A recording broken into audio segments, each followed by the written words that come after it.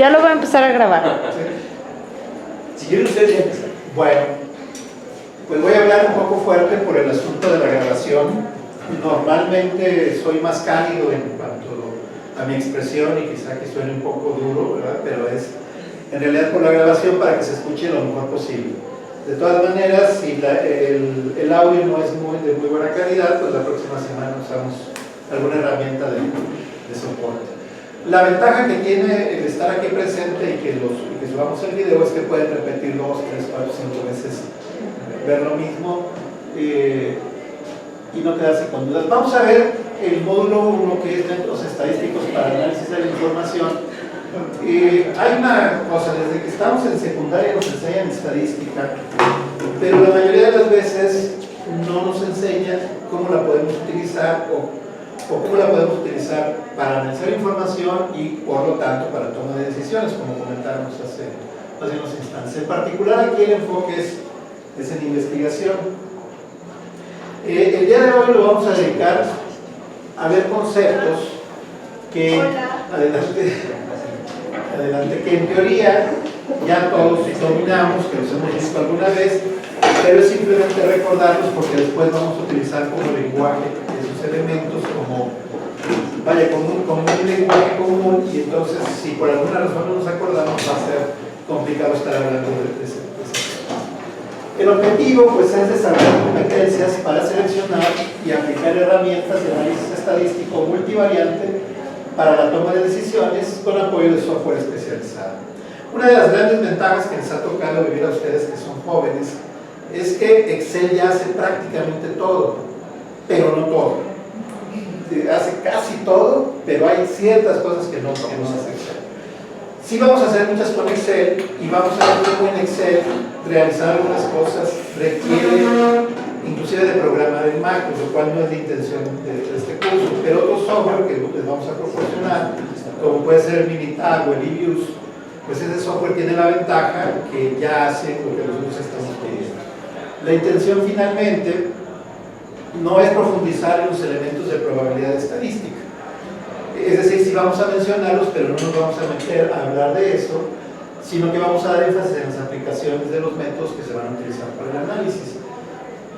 Les digo, por lo que desde la secundaria nos enseñan estadística, sabemos que se fundamenta en la probabilidad, que se fundamenta en la estadística, y sabemos que estas son ciencias duras, finalmente basadas en las matemáticas. Para ser más precisos, se basan en el cálculo estocástico. Nosotros, los que hicieron un bachillerato de ciencias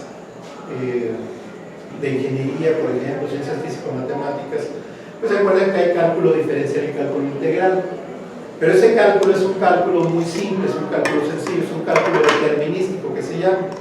El cálculo que se utiliza en probabilidad es el llamado cálculo estocástico, es decir, es el cálculo que tiene que ver con la vida real. Y para esto, para hablarles un poquito de esto, les voy a poner un modelo que es el fundamento de todo el curso, que se llama el movimiento geométrico browniano.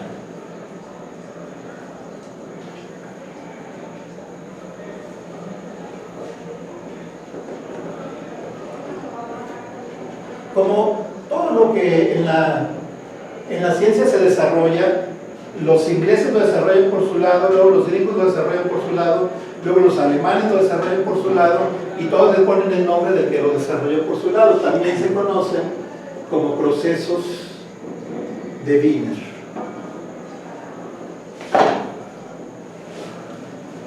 Esta es la base del cálculo estocástico, que es la estadística para hacer investigación. Y la base nos dice, si yo utilizo la letra D, acuérdense que la letra D como variable o como significado es cambio instantáneo, ¿verdad? Entonces me dice, mira, el cambio en cualquier entelequio, el cambio en cualquier entelequio, en cualquier cosa, en cualquier persona, en cualquier empresa, en cualquier organización, en las ciudades, en todo, solamente depende de 3 elementos. El primer elemento es muy sencillo. El primer elemento me dice, mira, ustedes recuerdan que mu es la variable que se utiliza para promedio, pero mu tiene un significado más fuerte, mu es el valor esperado. Entonces dice, si yo multiplico mu por s, lo que me estoy refiriendo, por lo que estoy diciendo, es lo que yo espero de una persona, lo que yo espero de una empresa, lo que yo espero de una organización, lo que yo espero de un gobierno. Esto que yo espero, solamente en primera instancia se va a ver afectado por el tiempo. ¿Sí? O sea, hay una parte en todo que lo afecta el tiempo. O en otras palabras, el tiempo va a hacer que cambien las cosas aunque uno no quiera, ¿verdad? Ustedes hoy se ven jóvenes, su piel llena de colágeno, brillante su piel, pero en 10 años se verán más decaídos, más deprimidos. O sea, no crean que yo siempre fui así, ¿verdad? No. El paso del tiempo influye en esto. El paso del tiempo influye en nosotros. Entonces el tiempo es, digamos, quizá la variable determinística más importante que tenemos. Aquí no hay remedio, el tiempo va a hacer que cambiemos. Igual para una empresa, hemos visto cómo empresas cuando inician tienen cierta trayectoria, luego pasan por una fase de desarrollo, y empresas centenarias como Sears, hace poco, no me entendieron, como Sears, hace poco, desaparecieron, ¿verdad? Porque el paso del tiempo, las condiciones lo cambiaron, pero en realidad, y esta parte le vamos a llamar tendencia, Sears no desaparece por el paso del tiempo, porque tenía más de 100 años. ¿Por qué desaparece Sears? Por la segunda parte, que le vamos a llamar volatilidad.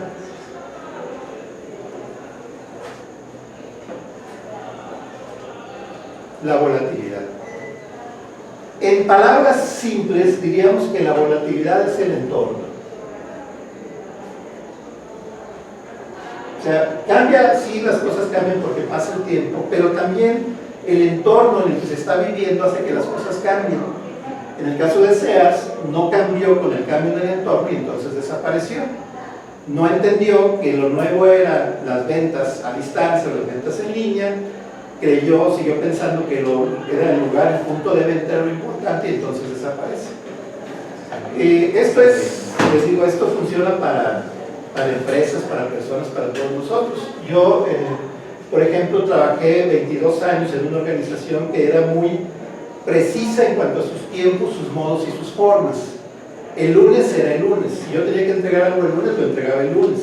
No era el martes o el miércoles o el jueves, era el lunes. Enero era enero. Entonces, cuando llego al gobierno, por ejemplo, el lunes, entregar algo el lunes, pues podía ser el miércoles, ¿verdad? Entregar algo en enero, podría ser en abril. La junta de las 9 de la mañana, todos iban llegando a las 10. Y entonces para mí fue un choque porque el entorno cambió mucho. Lo que más me sorprendió de pronto, estábamos en una reunión a las 2 de la tarde y dicen, ya es hora de comer, ¿qué quieren de comer? Y a mí me sorprende porque donde yo trabajaba no se comía en las juntas, ¿no? O sea, en la junta se paraba la junta y te ibas a comer. ¿Y ahí qué quieren de comer? Con las laptops y todo ahí, ¿qué es lo que quieren de comer? Y ya quieren pues que el retazo con hueso, el caldo de res, los chiles rellenos y todo eso. Para mí fue un choque. Cuando me preguntan a mí, yo digo, no, yo no. Yo venía de una organización rígida que no permitía esas cosas, porque hasta decían es que se va a dañar el equipo, y pues yo dije, yo no quiero. Pero a los 6 meses me acostumbré. A los 6 meses teníamos reuniones y entonces ya pedía de comer porque el entorno te lleva también a que cambies eso. Entonces, la segunda parte es esta que llamamos volatilidad, y esta parte, vamos a decir que es determinística, y esta parte es estocástica. Esta parte es estocástica. O sea, es probabilística. Esto yo sé que va a pasar.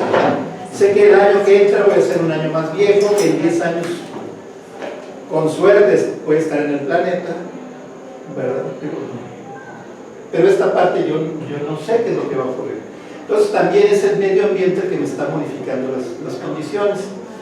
Digamos que ese es el principio fundamental de lo que hablamos aquí. Los métodos probabilísticos basados en dos cosas: en el tiempo y en el ambiente, lo aleatorio, lo que afecta y que no tenemos control. Hay un tercer elemento que se utiliza menos, pero es bonito, que se llama saltos.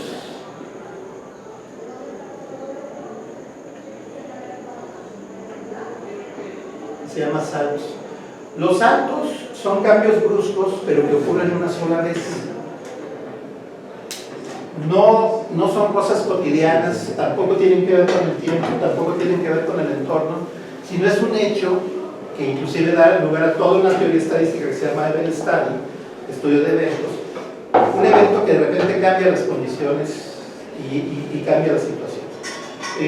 Por ejemplo, hablando de empresas, había una empresa también centenaria que se llama Gillette, que era una empresa muy machista porque fundamentalmente se dedicaba a que el hombre se afeitara todos los días.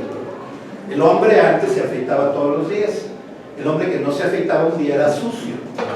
Entonces Gillette funcionaba bajo el esquema de que el hombre se afeitaba todos los días y el hombre ponía en riesgo su vida cada vez que se afeitaba, ¿verdad? Porque podía cortarse la vena de aquí y desangrarse y morir.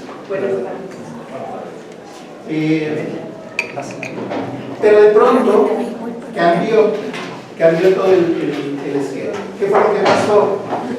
Pues que se puso de moda que los hombres ya no tenían por qué afeitarse todos los días, eso a partir de los años 80 más o menos, y luego ya en los 90 se da más énfasis, y en el siglo XXI pues ya el hombre ya no se afeita todos los días. Entonces Gillette empieza a dejar de tener presencia y Procter & Gamble compra Gillette.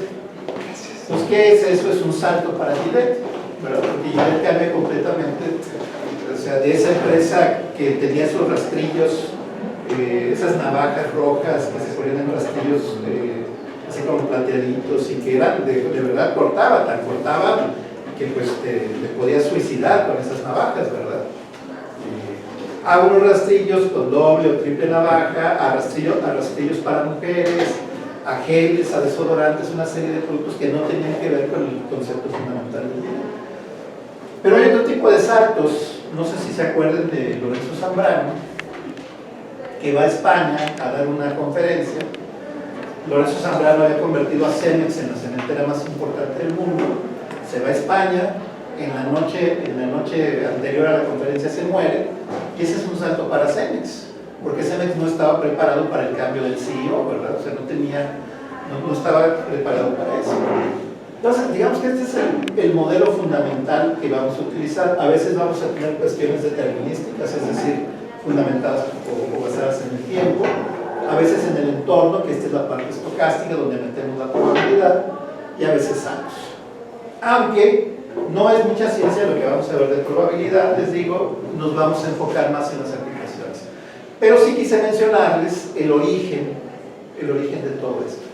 O sea, este es el origen que a todos los modelos financieros, todos los modelos hasta mercadológicos de comportamiento, todo esto pues es a partir de estos tres elementos: tiempo, volatilidad y los saltos. Y ya, con eso ya entendimos la vida, ya es suficiente, ¿verdad? Ya podemos morir en paz. Bueno, algunos antecedentes. Nosotros vamos a trabajar con datos, pues el curso es análisis de datos. Normalmente los datos es una representación simbólica de un atributo o variable cuantitativa o cualitativa. Lo que estamos aquí diciendo es que en realidad el dato no tiene significado, ¿verdad? O sea, el dato no significa nada hasta que se convierte en información. El puro dato en sí mismo no tiene inclusive una lógica. Si yo digo, bueno, aquí hay dos personas que pesan 90 kilos, pues es un dato, pero ¿dónde está la información? Ah, si me dice, uno mide unos 50 y otro mide 2 metros, entonces la información ya es diferente.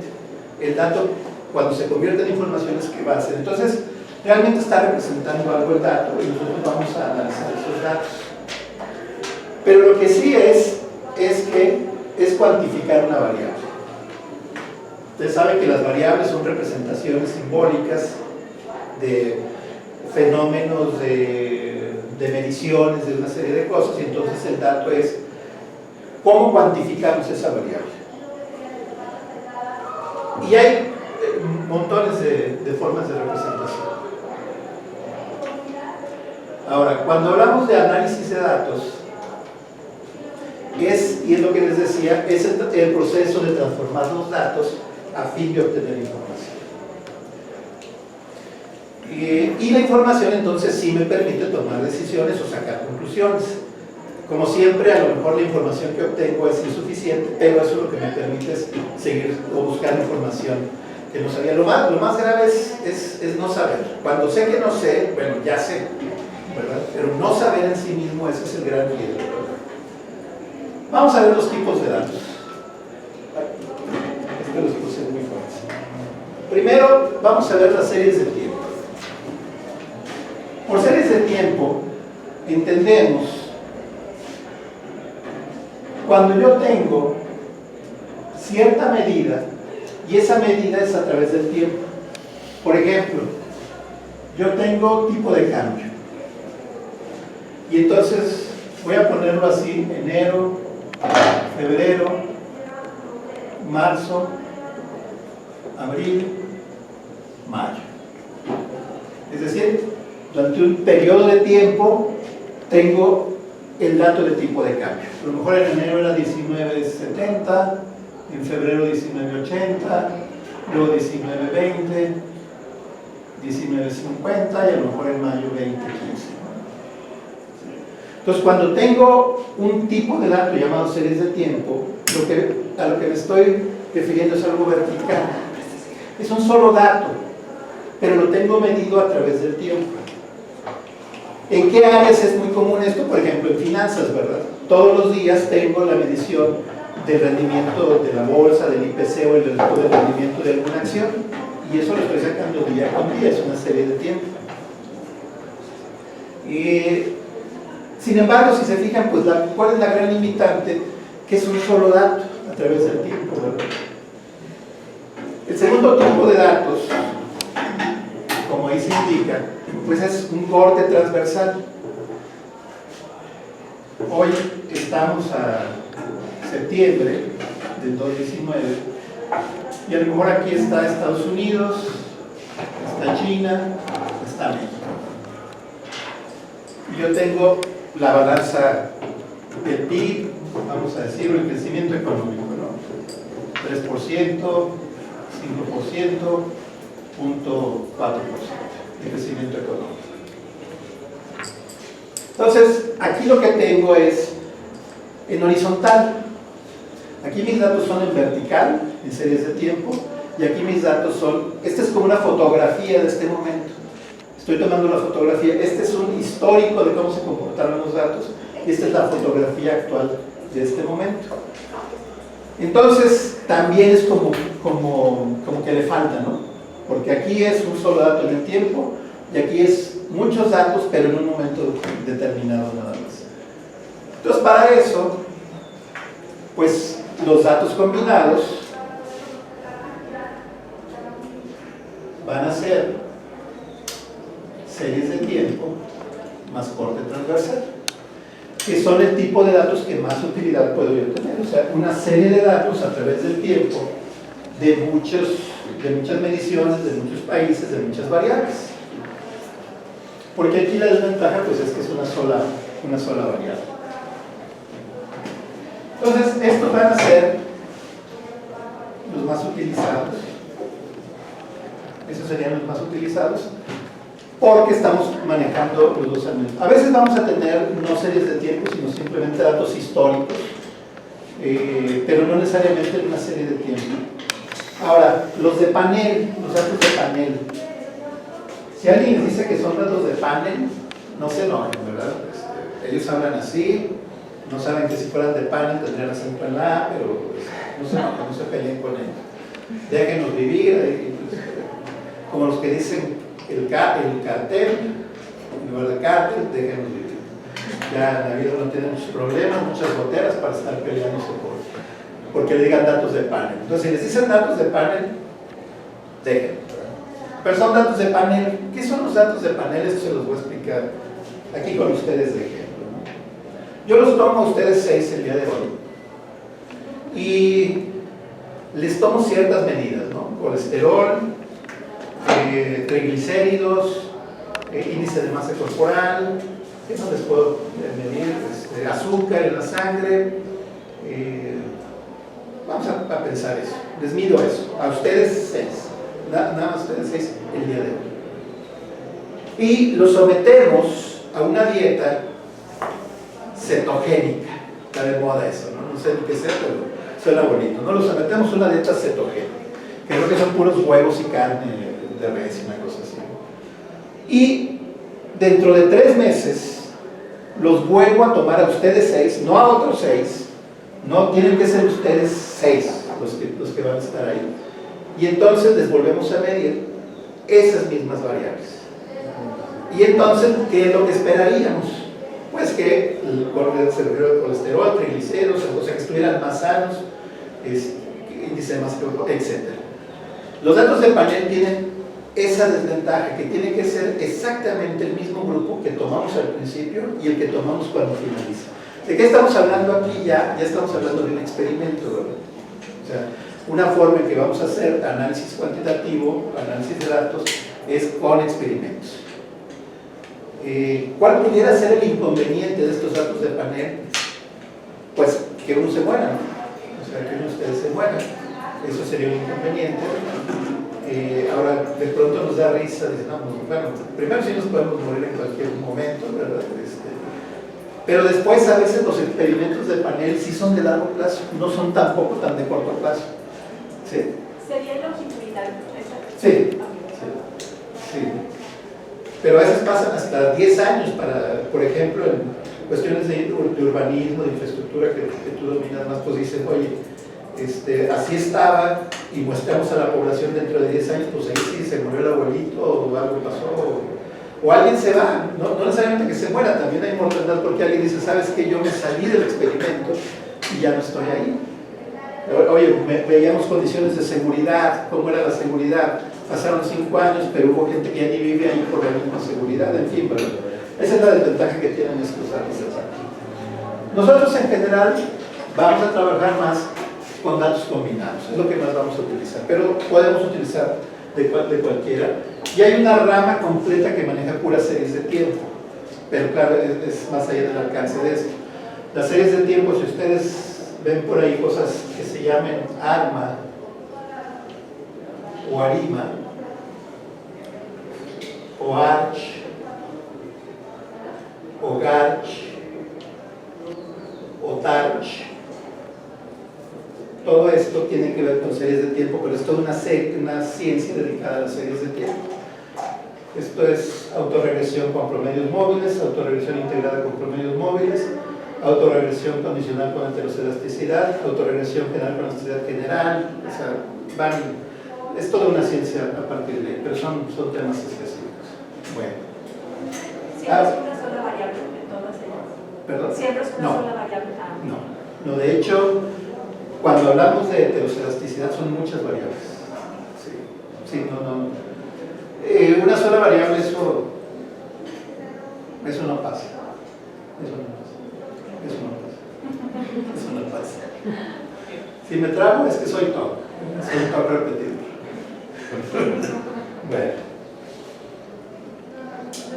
Aquí, esto es terminología, pero nada más les decía para que estemos en el mismo contexto. ¿Qué es la estadística? Bueno, es una ciencia que se encarga del análisis de datos, así muy someramente. La estadística reúne, clasifica y recuenta los datos. El gran drama de la estadística es que es malentendida, ¿verdad? Porque normalmente nos referimos a la estadística muerta. La estadística muerta es la estadística del pasado. Aquí lo interesante es una estadística viva, que esa estadística del pasado nos permita sacar conclusiones para el futuro, ¿verdad? Y también el gran drama, quizá educativo, es que no nos lo enseñan con cariño, sino como una obligatoriedad, y entonces empezamos a tomarle como aversión a esto. Y luego nos lo enseñan con una serie de fórmulas complejas que no entendemos, y también, por eso, aquí lo vamos a aplicar mucho. Ahora, hay que distinguir, vamos a distinguir términos. Primero, estadística. Tenemos la descriptiva, la estadística descriptiva. La estadística descriptiva fundamentalmente es reunir datos, presentarlos y ver lo que pasó, ¿verdad? Eso es la estadística descriptiva. La estadística descriptiva más popular, más conocida, pues probablemente sea la de los deportes, ¿no? O sea, el Santos ha jugado tantos partidos, ha ganado tantos partidos, ha empatado tantos partidos, ha anotado tantos goles, tiene tantos puntos. Hay estadística descriptiva, por ejemplo, cuál era la población hace 10 años, en el 2010 en el país, cuántos habitantes rurales había, cuántos habitantes urbanos había. Son datos. Esos datos yo los puedo convertir en estadística inferencial. Es decir, con esos datos y con la ayuda de esto que comentábamos acá, yo puedo inferir cosas que van a ocurrir en un futuro. Por ejemplo, si ha venido creciendo la expectativa de vida de la población, porque tengo estadísticas de que la gente cada vez vive más, entonces puedo crear un modelo que me diga la tendencia es que su generación va a vivir 100 años. La expectativa de vida de mi generación era 50 años cuando yo nací. Yo nací el 30 de junio del 62. Cuando yo nací la expectativa de vida era 50 años. Yo tomé el dato. El día que cumplí 50, dije voy a checar el dato de cuál era, cuántos años debí vivir. Y me asusté cuando dije, no, pues ya hoy me voy a morir, ¿no? Porque es la expectativa de vida que había en 1962. ¿Qué fue lo que pasó? Bueno, nos vacunaron, nos dieron alimentos más sanos, entonces estamos viviendo más años que la expectativa de vida que había cuando yo nací. Pero ustedes ya nacieron con una expectativa de 70 años, probablemente. O sea, ustedes, cuando cumplan 70, estarán llegando a su expectativa de vida. Pero las generaciones actuales se supone que van a vivir 100 años, de acuerdo a las tendencias que hay. O sea, puedo hacer inferencia en base a la información que hay del pasado. Claro, ahora como están comiendo productos orgánicos y todo eso, se van a morir más pronto, ¿no? Porque con lo orgánico se van a morir antes que con lo... Pero bueno, déjenos a ellos que se mueran, es su problema. Parece broma, pero es cierto, o sea, hace 57 años que nací yo, la gente decía, alguien a los 40 años era un anciano. Entonces, en función de eso, el sistema de pensiones y todo eso, pues fue que se diseñó. Decían, oye, trabajas, te pensionas a los 47 años porque te vas a morir a los 50. Te van a hacer 3 años de pensión, no nos cuesta mucho. El problema es que la gente no se moría a los 50 y entonces te pensionabas a los 47, llegabas a los 50, a los 60 y los todavía siguen ahí corriendo todas las mañanas a los 90 años y se tiene que seguir pagando impuestos. Eso resulta claro. Pero la clave aquí es que con datos de la descriptiva yo puedo inferir, es decir, sacar conclusiones de cosas que van a ocurrir en el futuro. Ahora, cuando se habla de estadística descriptiva se le da el nombre de deductiva, estadística deductiva, porque se ocupa de los métodos científicos para recolectar, organizar, resumir, representar y analizar datos. Finalmente, hay que distinguir algo importante aquí. Hay que distinguir entre estadística, estadísticas y estadísticos. La estadística es la ciencia. La estadística como tal es la ciencia que se ocupa de estos métodos de recolección, organización, resumen y presentación y análisis de datos. Las estadísticas son esos datos ya recolectados. Tenemos estadísticas históricas de población, tenemos estadísticas históricas de producción, tenemos estadísticas de ventas, tenemos estadísticas de demanda, tenemos una serie de estadísticas. Los estadísticos, en principio uno diría, bueno, son señores que se dedican a la estadística, ¿verdad? Pero no, los estadísticos, y ahorita vamos a profundizar un poco más en esto, son medidas de las muestras. Porque yo voy a tener medidas en la población y medidas en las muestras. Cuando yo hablo de un estadístico, es que me estoy refiriendo a una medida de la muestra. Si yo hablo de la media como estadística, es que es una media de la muestra. Si yo hablo de la media como parámetro, es que va a ser una medida de la población. Regularmente, yo no voy a conocer los parámetros. Necesitaría demasiado dinero o una población demasiado pequeña. En general, lo que voy a conocer son los estadísticos. Entonces, es muy pequeña la diferencia entre estadísticas y estadísticas. ¿Le cierro o le dejo? No, así directo. Si se hace calor. Pero si ya no puedo remangar la camisa. No me traje la corbata porque si hacía calor. No, pues va a salir en el informe. Pero no trajeron el maquillaje. Les digo, entonces la diferencia es como muy pequeña, pero sí en el contexto están significando cosas muy diferentes, ¿verdad?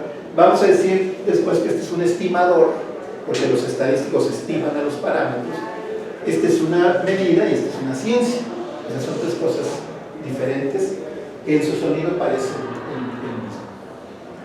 La estadística inferencial o inductiva pues se ocupa de los métodos científicos para recolectar, resumir, presentar y analizar datos, pero también para obtener conclusiones válidas y tomar decisiones razonables con base en este análisis. La clave es eso, ¿verdad?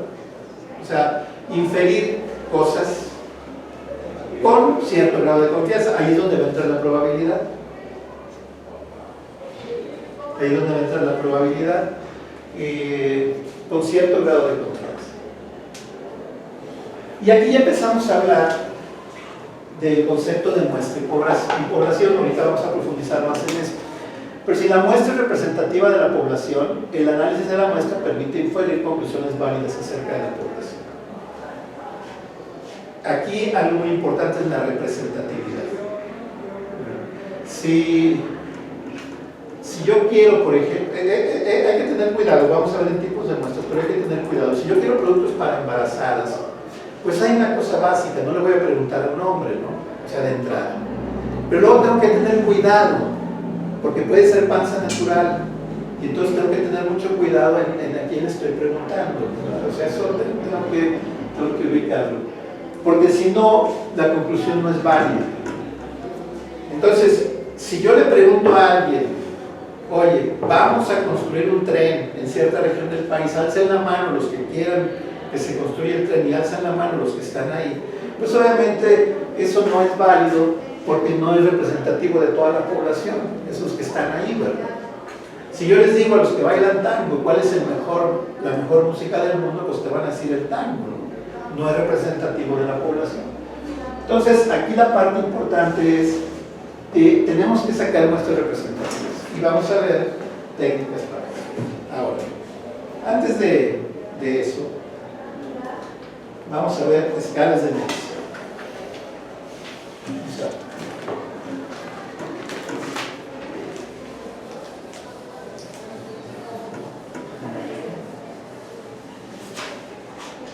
Nosotros tenemos que medir las variables.